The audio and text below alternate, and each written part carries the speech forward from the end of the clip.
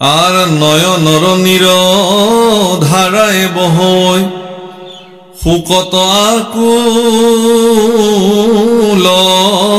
ভাবে কতহু কাকুতি কৰিয়া কান্দন্ত ধৰিয়া কৃষ্ণ পাৱে ও ইহে নয়ৰুণ চৰণ দুখানি তেজি জীৱকু নখতে মাধৱ বান্ধৱ নৱধা সমূলি নিয়োক মুক লগতে হে ৰাম এহি বুলি পাৱে পৰিয়া কান্দন্ত অনেক কাৰুণ্য ভাবে দশু দিশ দুখে দেশন্ত আন্ধাৰ চেতন নাহি কে গাৱে হে ৰাম ভকতৰ দুখ দেখি ভগৱন্ত ভৈলন্ত নেত্ৰ সজল অসন্তোষে কিছু চপৰাইলা মাথ সংকোচ মুখ কমল উদ্ধৱৰ দৰে মহন্ত উদ্ধৱৰ দৰে ভক্তৰ কাতৰ প্ৰাৰ্থনাত ভগৱানৰ জীৱনত এটা বিশেষ পৰিঘটনা ভগৱানে কান্দিবলগীয়া নাই কাৰণ ভগৱানটো স্থিতপ্ৰজ্ঞ তাৰ মূৰ্তমান প্ৰতীক ভগৱান স্থিৰ কোনো কাৰণত ভগৱান আবেগ বিভল্ল নহয় কিন্তু আজি উদ্ধৱৰ কাৰুণ্য বচনে ভগৱানৰো চকুত চকু পানী আনি দিছে এইটো বহুত ডাঙৰ ভগৱানৰ নেত্ৰ সজল হৈ গল হে প্ৰভু ভগৱানে তেওঁৰ যিখিনি নিয়ম সেই নিয়ম তেওঁ জগতত প্ৰৱৰ্তাই ৰাখিবৰ কাৰণে ইমান সিদ্ধহস্ত যেটো ভাবিব নোৱাৰে কিন্তু ভক্তৰ কাৰণে তেওঁৰ সেই কোনো নিয়মৰ সিদ্ধান্তক তেওঁ কেতিয়াও নামানে তেওঁ অবিকৃত হৈ থাকে নিৰ্বিকাৰ হৈ থাকে অথচ ভক্তৰ কাৰণে তেওঁ আজি বিকাৰগ্ৰস্ত হৈ গল ভক্তৰ কাৰণে তেওঁ আজি বিভল্ল হৈ গল ভক্তৰ কৰুণ প্ৰাৰ্থনাত তেওঁৰো নেত্ৰ সজল হৈ গল সেইকাৰণে ভক্তসকল অবিধি কিংকৰ প্ৰভুসকল মনত ৰাখিব কোনো বিধিয়ে ভকতসকলক বান্ধিব নোৱাৰে ভকতসকলে যি নিয়মৰ মাজেৰে চলে সেইটোৱেই বিধি বাকী সকল বিধি কিংকৰ ভকত অবিধি কিংকৰ হৰি নাম কীৰ্তনত নাহি কাল দেশপাত্ৰ নিয়ম সংযময় কবিধি সেইকাৰণে আমি বিলাকে সব একলগ হ'ব লাগে এতিয়া আমি দৃঢ় সংকল্প ল'ব লাগে যে মহাপুৰুষে যি ব্যৱস্থা কৰি থৈ গল সেই ব্যৱস্থাক আমি কোনো কাৰণত এৰিব নালাগে প্ৰভুসকল যি এক ঈশ্বৰক আত্মসমৰ্পণ কৰাৰ যি ব্যৱস্থা ইয়াত আপুনি কাকো আপুনি ঠিকা দিব নালাগে মোৰ হয় আপুনি ভক্তি কৰি দিয়ক নালাগে আপুনি নিজেই কৰিব পাৰে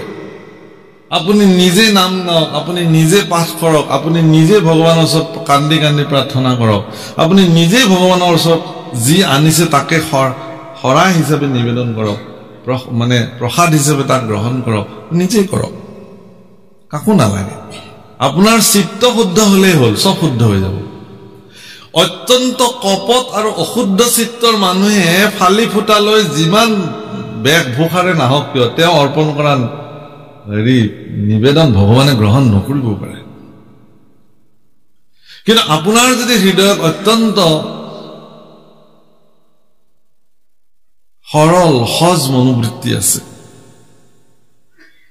মই মানে এটা খুব ৰসাল কাহিনী কওঁ প্ৰায় কৈছো আপোনালোকে হয়তো কিছুমানে মোৰ ইউটিউব চেনেলত শুনিছে যে এখন ঘৰৰ এজন খুব খোৱা ল'ৰা আছিলে খাই আৰু ভাল পায় পৰিয়ালৰ লোকে ভাবিলে যে যদি ই বাছি থাকে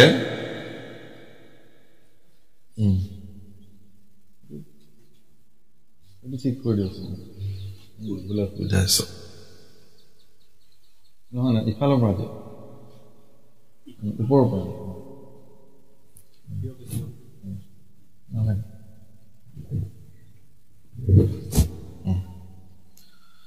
যে সেই ল'ৰাটোৱে সদায় খাই ভাল পায় তে এদিন পৰিয়ালৰ লোকে তাক দেখিলে যে ই যদি আমাৰ পৰিয়ালত থাকে তেতিয়াহ'লে আমি গোটেইবোৰ লঘনে মৰিব লাগিব সেইকাৰণে তাক ঘৰৰ পৰা উলিয়াই দিলে ই গুচি গ'ল ঘৰৰ পৰা যেতিয়া ঘৰৰ পৰা সি গুচি গ'ল তেতিয়া সি কান্দি কান্দি চিন্তা কৰি আহিলে যে মই এতিয়া ক'ত থাকিম তেওঁ এখন আশ্ৰমত প্ৰৱেশ কৰিলে সেই আশ্ৰমখনৰ যিজন আশ্ৰমৰ অধীশ্বৰ তেওঁ সুধিলে যে গুৰুদেৱ মই ইয়াতে থাকিব পাৰিমনে পাৰিবা ইয়াত কি কাম একো কাম নাই ঈশ্বৰৰ নাম ল'ব লাগে আৰু আশ্ৰমৰ যি কাম আছে আশ্ৰমত গোশালা আছে গৰু ঘাঁহ দিব লাগে গৰু পালন কৰিব লাগে চাফ চিকুণ কৰিব লাগে ঈশ্বৰৰ কৰ্ম কৰিব লাগে ৰন্ধা বঢ়া কৰিব লাগে বাছ যি আছে যাৰ যি ভাল পায় কৰিলে হ'ল আশ্ৰমহে এখন বোলে ইয়াতে খাব ল'ব ঠিকে পায়নে গুৰুদেৱ পায় বোলে যোনে যিমান খাব খোজে ইমান দিয়ে নে দিয়ে থাকিব পাৰে গতিকে তেওঁ দেখিলে যে তাত তেওঁ ঠিকেই আছে তেওঁ ধুনীয়াকে খাইছে সুন্দৰকে তে এদিন তেওঁ দেখিছে যে কোনো মানুহ ৰান্ধনশাললৈ যোৱা নাই তাতো ভোক লাগি আহিছে শেষত সি গুৰুদেৱক গৈ সুধিলে যে গুৰুদেৱ আজি কি খোৱা লোৱাৰ ব্যৱস্থা নাই নেকি বোলে আজি নাই আজি একাদশী ব্ৰত আজি কোনেও নাখায় ভগৱানেও নাখায় নে বোলে আজি ভগৱানকো দিয়া নাযায় আজি একাদশী ব্ৰত আছে ব্ৰত ভাঙিলে ভগৱানকো দিব নিজেও খাব বোলে মই কি কৰিম বোলে তুমিও একাদশী পালন কৰিব লাগিব আজি খাবলৈ দিয়া নহয় বোলে গুৰুদেৱ মই যদি একাদশী পালন কৰোঁ তেতিয়াহ'লে দ্বাদশীটো মই দেখাই নাপাম মই মৰিব লাগিব মই নোখোৱাকে থাকিব নোৱাৰো আৰে এইটোতো ডাঙৰ কথা হ'ব বোলে সঁচাকে মোৰ এতিয়া গাটো বেয়া লাগি আহিছে মোৰ কি হয় ঠিক নাই মই মানে নোখোৱাকে মই থাকিব নোৱাৰো আৰে ডাঙৰ কথা হ'ব যে ঠিক আছে তুমি এটা কাম কৰা ভঁৰালৰ পৰা তুমি অকমান বস্তু লৈ যোৱা চাউল দাইল যি লাগে তোমাক তুমি আশ্ৰমৰ ভিতৰত নহয় তুমি নদীৰ পাৰত গৈ পেলাই তাত ৰান্ধি খাবা তুমি নিজে খাবা কিন্তু মনত ৰাখিবা যে তুমি যি ৰান্ধিবা তাৰে এটা পাৰ্ট প্ৰথমতে ভগৱানক অৰ্পণ কৰিবা ঠাকুৰলৈ অৰ্পণ কৰিবা ৰামচন্দ্ৰ ঠাকুৰলৈ এই বুলি তেওঁ কি কৰিলে খাদ্য বস্তু লৈ গৈ আৰু নিজে কোনোদিনে ৰান্ধিও পোৱা নাই খায়ও মানে নিজে সেনেকে নাখায় ৰান্ধি বেলেগে দিলে খায় সেইদিনাখন আৰু উপায় নাপায় পেটৰ ভোকত আৰু নিজে নিজে ৰান্ধিছে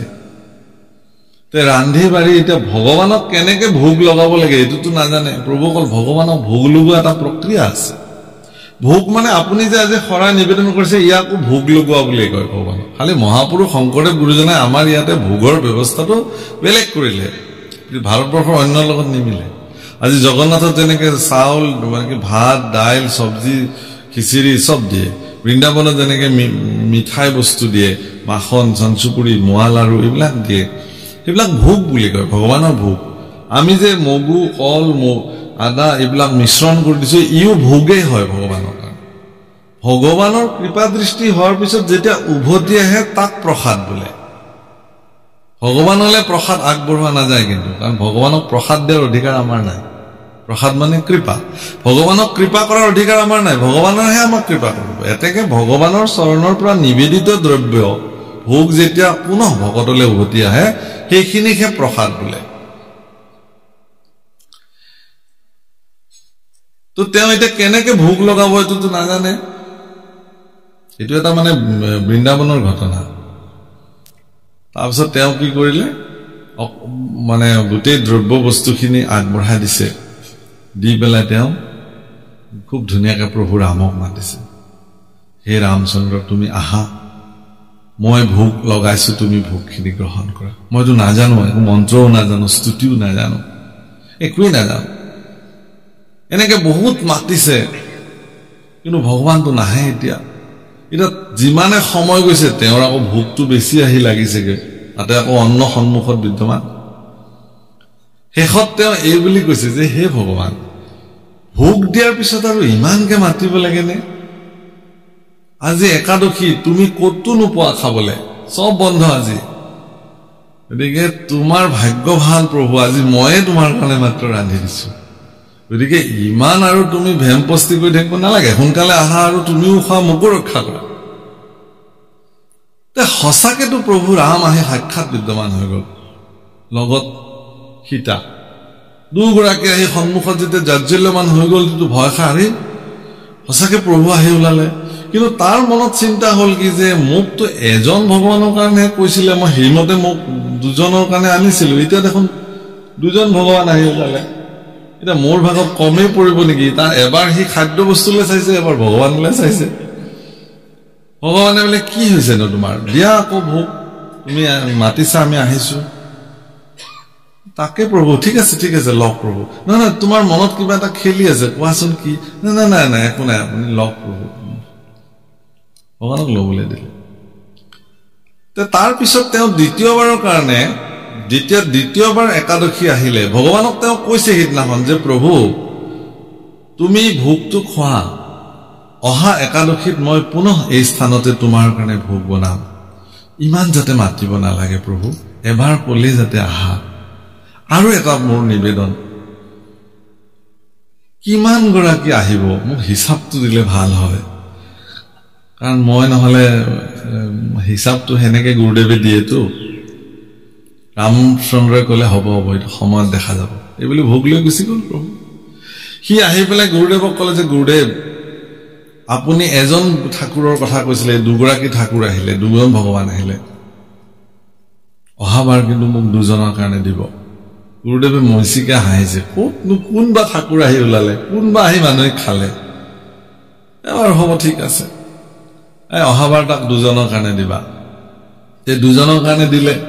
অহা একাদশীত তেওঁ তেনেকে নদীৰ পৰা ৰান্ধি আগবঢ়াই দিলে যে প্ৰভু আহা সোনকালে দেৰি কৰিব নালাগে আজি একাদশী তুমি কতো নোপোৱা ময়ে তোমাৰ কাৰণে একমাত্ৰ ভক্ত যি আজি দিনতো মই তোমাৰ কাৰণে ভোগ বনাইছো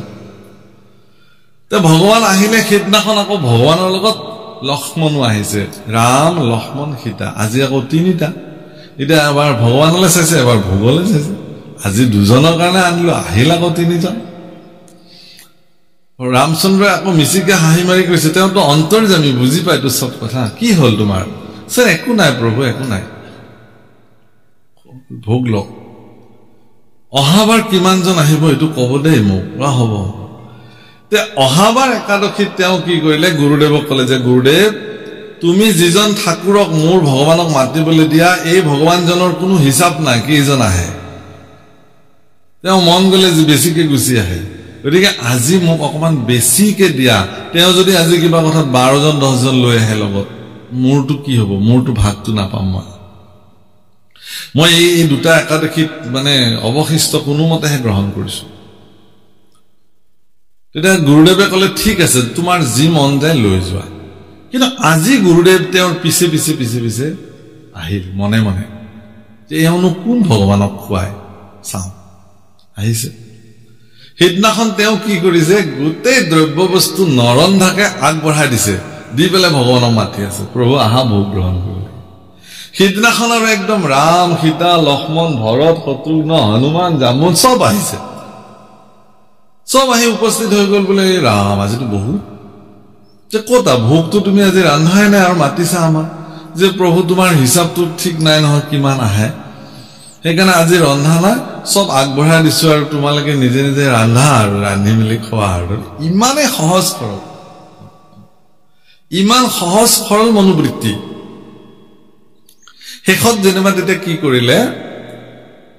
প্ৰভু ৰামে সীতা দেৱীক আজ্ঞা কৰিলে আই জানকীয়ে নিজ হাতে যেতিয়া ভোগ ৰান্ধিবলৈ গৈছে দেৱতা গন্ধৰ্ব কিন্নৰ ঋষি মুনি কোনো বাকি নাই সব আহি সেই স্থানত উপস্থিত হৈছে যে মাতৃ জগত জননী আই সীতাৰ হাতেৰে অকমান ভোগ আজি একাদশীৰ দিনা প্ৰসাদ ল'ব পাৰিলে সব আহি উপস্থিত হৈ গ'ল আৰু আই জানকীৰ আটাইতকৈ ক্ষমতা আছিল কি যে তেওঁৰ হস্ত তেওঁ স্বয়ং লক্ষ্মী গতিকে তেওঁৰ অক্ষয় তেওঁৰ পাত্ৰ যি ৰান্ধক যিমানক দিলেও তেওঁ কেতিয়াও শেষ হৈ নাযায় গতিকে সকলোৱে উদৰ পৰাই ভোগ গ্ৰহণ কৰিছে তেওঁ খাইছে গুৰুদেৱে দেখিছে যে ই কাবাৰ লগত কথা পাতে তুমি কাৰ লগত কথা পাতি আছা বোলে গুৰুদেৱ এয়া প্ৰভু ৰাম এয়া সীতা এয়া আই অন্ন ৰান্ধিছে মইতো কাকো দেখা নাই চোৱাচোন তুমি ইমানবিলাক মানুহ আছে তুমি দেখা নাই তেতিয়া মানে তেওঁ প্ৰভু ৰামচন্দ্ৰৰ চৰণত বিনতি কৰিছে যে হে প্ৰভু তোমাৰ যে মই সদায় ভোগ লগাও সেইটো পৰীক্ষা কৰাৰ নিমিত্তে মোৰ গুৰুজন আজি আহিছে গতিকে কৃপা কৰি তুমি গুৰুজনক এবাৰ দেখা দিব লাগে সপৰিকৰ তেতিয়া তেওঁ কৈছে যে নাই নাই নাই মই তোমাৰ গুৰুৰ কাৰণে ইয়ালৈ অহা নাই নহয় মই তোমাৰ কাৰণেহে আহিছো তুমি মোক দেখিছা হৈ যাব বোলে নহয় নহয় এইটো মোৰ প্ৰাৰ্থনা তেওঁৰ একান্ত প্ৰাৰ্থনাত গুৰু ভগৱান ৰামচন্দ্ৰ সপৰিকৰ সহ যিমান আহিছে সবে সাক্ষাৎ কৰিলে গুৰু আচৰিত হৈ গ'ল কান্দিব ধৰিলে দণ্ডবত পৰি ভগৱানৰ চৰণত যে হে প্ৰভু মোৰ জীৱন ধন্য আজি কৈছে যে গুৰুৰ কৃপাত শিষ্যই ঈশ্বৰ দৰ্শন কৰে এই কথা আমি জানো কিন্তু আজি এনেহে ভাগ্য যে শিষ্যৰ কৃপাত গুৰুৱে ভগৱান দৰ্শন হলে এইটো কেনেকৈ সম্ভৱ হ'ল একদম সহজ সৰল হৃদয় এখনেৰে ভগৱানক অৰ্পণ কৰাৰ কাৰণে সেইকাৰণে মই কৈছো যে আমি বিলাকে বৰ বেছি আৰ্টিফিচিয়েল কি কয় এইবিলাক কৃত্ৰিমতাৰে আপুনি ভগৱানক ভজাৰ কথা নাভাবিব যি হাতত পৰিছে যিখিনি যোগাৰ কৰিব পাৰিছে সেইখিনিকে পৰম পবিত্ৰ দ্ৰব্য বুলি ভগৱানৰ চৰণত নিস্বাৰ্থভাৱে অত্যন্ত সহজ সৰল আৰু শুদ্ধ মনেৰে আপুনি ভগৱানক অৰ্পণ কৰক আপোনাৰ অৰ্পিত দ্ৰব্য ভগৱানে গ্ৰহণ কৰক আৰু আজি উদ্ধৱে এই কথাটোকে কৈছে যে এই সকলোবিলাক আচলতে কি যে মই নিজেই নিজক সমৰ্পিত কৰিছো আৰু সেইকাৰণে ভগৱান তেওঁৰ প্ৰতি সমৰ্পিত হৈ গৈছে তেওঁৰ চকুটো চকু পানী আহিছে নিয়মকো তেওঁ উলংঘা কৰিছে প্ৰয়োজনত ভক্তসকলক সেইকাৰণে ভগৱানে তেওঁলোকৰ কাৰণে কোনো নিয়ম বন্ধা নাই আৰু ধন ৰাম পুত্ৰ পৰি শুনা নৰলোক মহন্তৰ শোক দেখা দুখকে নমত ধন জনযত জীৱন যৌৱন জানা হবে শাশ্বত অলপ উপদেশ দিছে আৰু এই উপদেশখিনি গায়ে আমি আজি অনুষ্ঠান বিৰাম দিম উপদেশত কৈছে যে হে আপোনালোকৰ প্ৰতি নিৰ্দেশনা দিছে যে মহন্তসকলৰ দুখ ক'ত চব সন্তসকলৰ দুখ ধন হেৰুৱাৰ দুখ নাই পুত্ৰ হেৰুৱাৰ দুখ নাই মান মৰ্যাদা হেৰুৱাৰ দুখে তেওঁলোকক একো নকৰে আজি এজন সন্ত পুৰুষক যদি কোনোবাই অপবাদ দিয়ে এটা সন্ত পুৰুষ এজন জগতৰ এজন গুৰুস্থানীয় ব্যক্তি তেওঁক অপযশ দিছে কোনোবাই তেওঁৰ নামত বদনাম ৰচনা কৰিছে তেওঁ কি কৰিব তেওঁ আত্মপক্ষ সমৰ্থনৰ কাৰণেতো ক'বই যে মোক এইবিলাক কোনোবাই ষড়যন্ত্ৰ কৰিছে কিন্তু সেই কথাটোকো মানুহে আকৌ বেলেগকে ল'ব যে এখেতে ক'লে হ'ব নেকি এখেতে ক'লে নহ'ব নহয় সেইকাৰণে বহু ক্ষেত্ৰত দেখা যায় যে সজ্জনসকলক যেতিয়া কোনোবাই বদনামী কৰিবলৈ যায় সজ্জনসকলক যেতিয়া কোনোবাই অপবাদ দিবলৈ যায়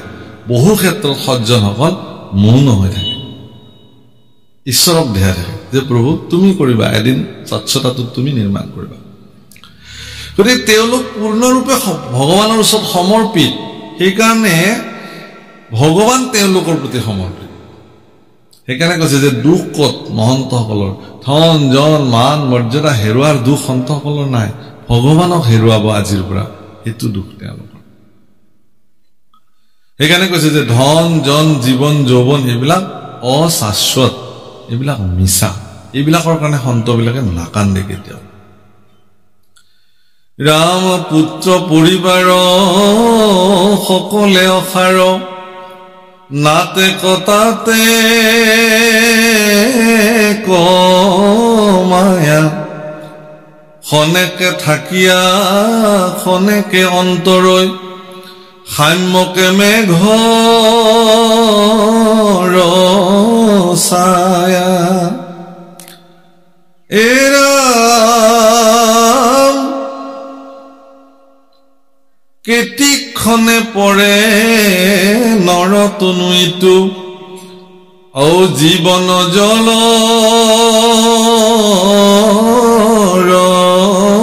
ৰেখা সততে চিন্তিও কৃষ্ণৰ চৰণ মৰণ এভূ নেদেখা মৰণটো চাও সকলোৰে সন্মুখত মৰণ বিদ্যমান হৈ আছে গতিকে কৃষ্ণ চিন্তা কৰিবই লাগিব জীৱনটো পানীৰ জলৰ ৰেখা বুলি কৈছে কেতিয়া ই বিনাশ হৈ যায় কোনেও ক'ব নোৱাৰে ৰাম দেৱে তীৰ্থে যাক তাৰিবে নোৱাৰো পাতে কত গলা তল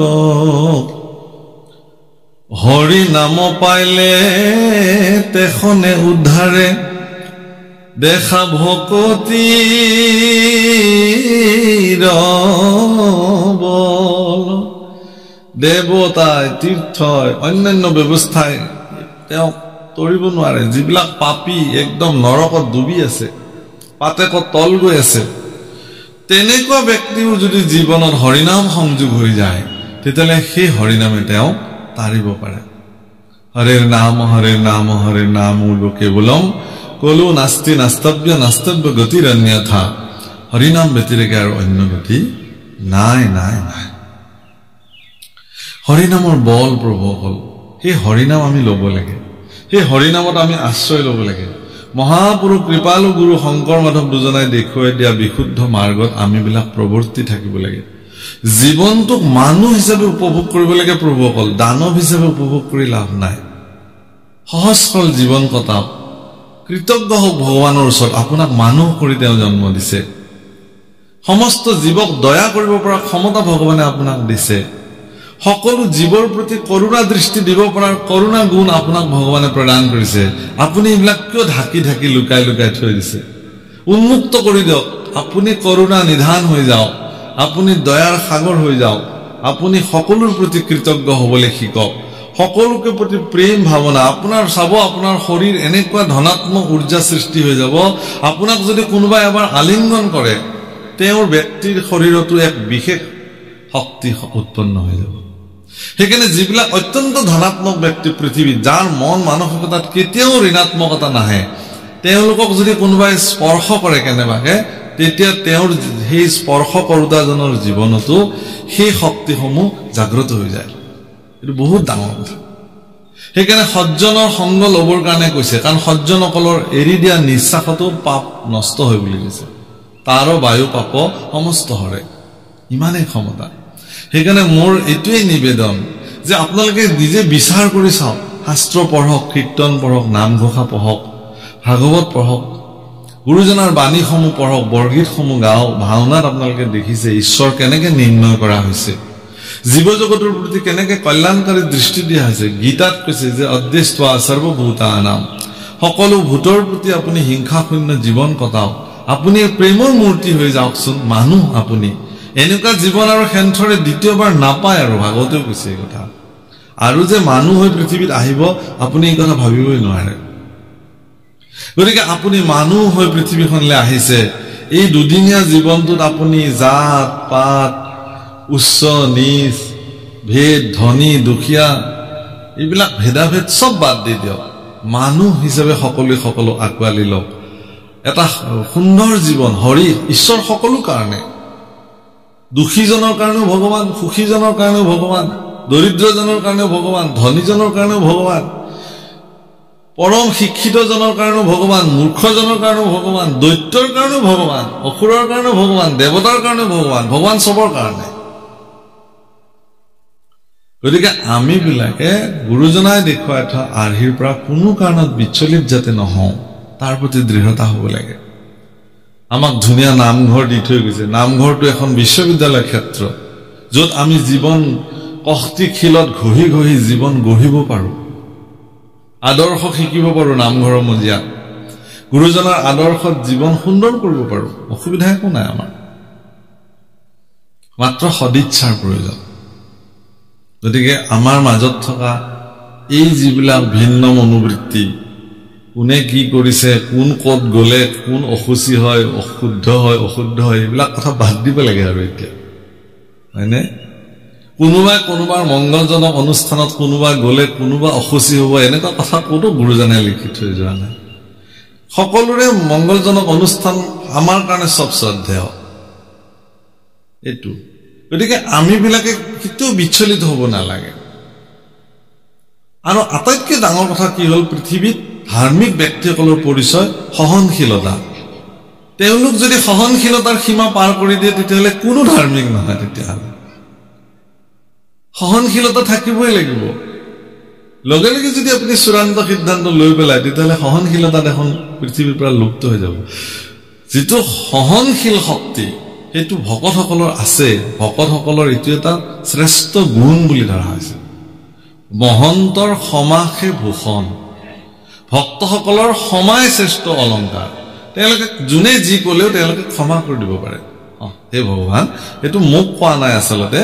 তেওঁৰ যি অজ্ঞানবশতঃ কিবা কৈছে যদিও ইয়াত মই কোনো ধৰণৰ মোৰ আক্ষেপ নাই মই তোমাৰ চৰণতে নিবেদন কৰিলো বাছ ভক্ত মুক্ত হৈ গ'ল চিন্তাৰ পৰা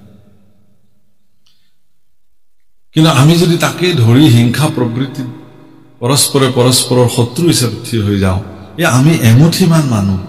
এই এমুঠিমান মানুহৰ মাজতে যদি আমি বিভাজিত হ'বলৈ আৰম্ভ কৰোঁ তেতিয়াহ'লে শত্ৰুৱে দেখোন আমাক চাৰিওফালৰ পৰা আহি গিলিব এতিয়াতো আমাৰ হেংদাং ধৰাৰ সময় যাতে শত্ৰুৱে আমাক আমাৰ সভ্যতা সংস্কৃতিৰ পৰা বিচলিত কৰিব নোৱাৰে এতিয়া আমি একদম বল বান্ধি আমাৰ ঐক্যতাক দেখুৱাৰ সময় গতিকে গুৰু আদৰ্শত থাকি ঈশ্বৰৰ প্ৰতি শ্ৰদ্ধা ভক্তি ৰাখি গুৰুৰ প্ৰতি শ্ৰদ্ধা ভক্তি ৰাখি আমাৰ মনৰ সকলো মলিনতা আমি ধুই দূৰ কৰি পেলাই পৰস্পৰৰ লগত মিলি জুলি জীৱন আগবঢ়াই নিয়াটোহে আজিৰ তাৰিখত মূল কথা আৰু সেইটো একদম সহজ হৰিনাম কীৰ্তনৰ জৰিয়তে গুৰু আদৰ্শৰ জৰিয়তে হে ৰাম ৰাম কেতি ক্ষণে পৰে নৰতনুইটো ৰাম দুৰাচাৰ যেবে হৰি নামলৈ সিও শুদ্ধ হোৱে আতি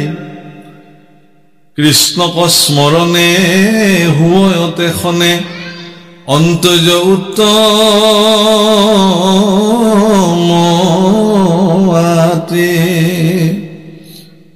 ৰাম বিষয়ৰ দুখে বাধিবে নোৱাৰে ভকতি পাতে কহৰে আচুক উত্তম ভকতৰ কথা সামান্য ভকতৰে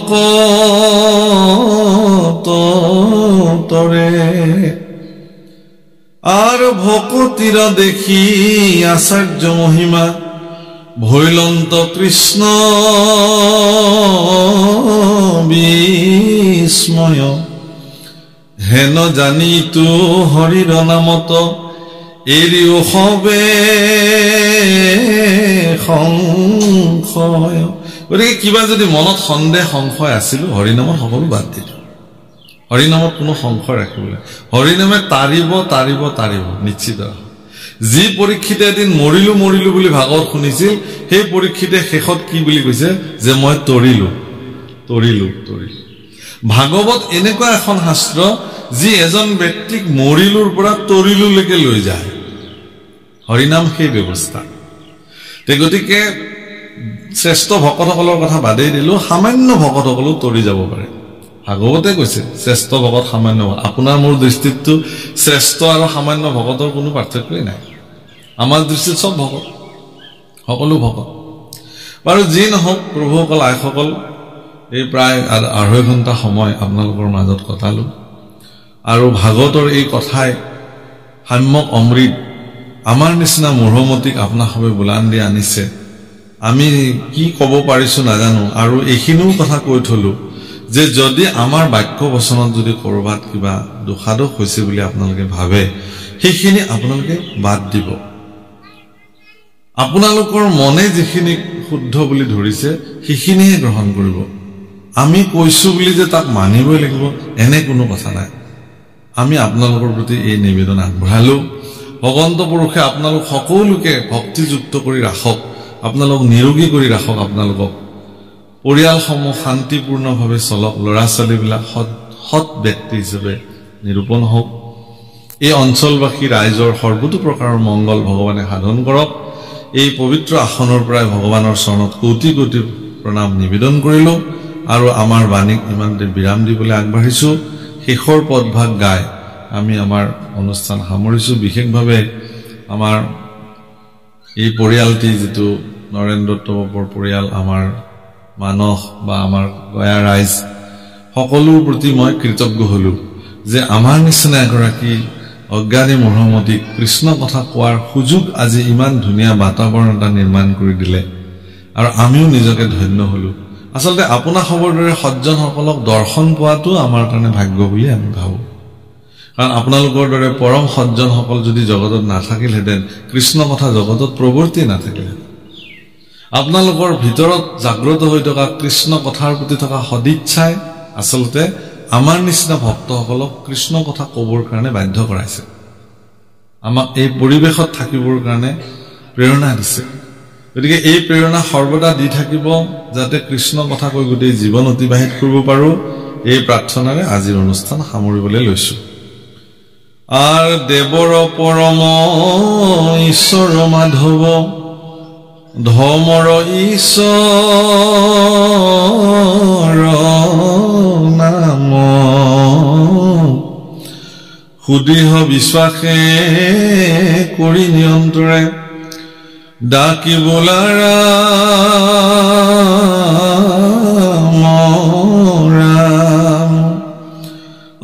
সুদৃঢ় বিশ্বাসে কৰি নিৰন্তৰে ডাকিবলা ৰাম ৰাম, হৰি ৰাম ৰাম,